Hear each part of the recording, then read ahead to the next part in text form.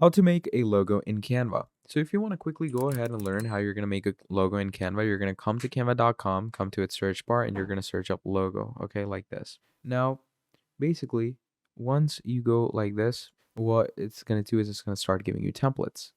Now from here, you're going to choose any thing from which will obviously work well with your, logo lookout. So let's say I'm going to go with this. Now, once you go with this, you're going to click on customize this template.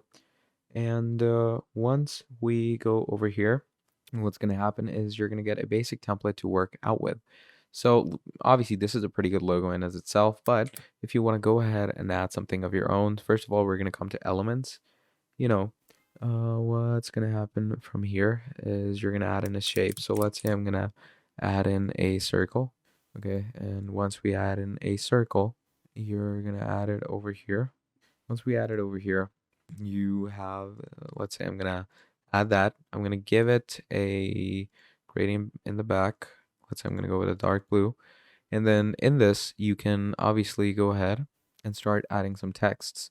So let's say I want to add this text over here, right? Now, once you click on this text, it's going to add itself. So I'm going to close it down a bit, add it in the center. There we go.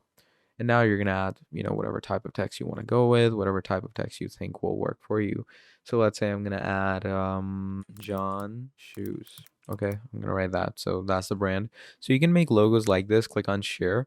Once you click on share, click on download. And once you click on download, download it in PNG form and you're good to go. So that's pretty much about it. Thank you for watching all the way till the end, and I'll see all of you next time. Goodbye.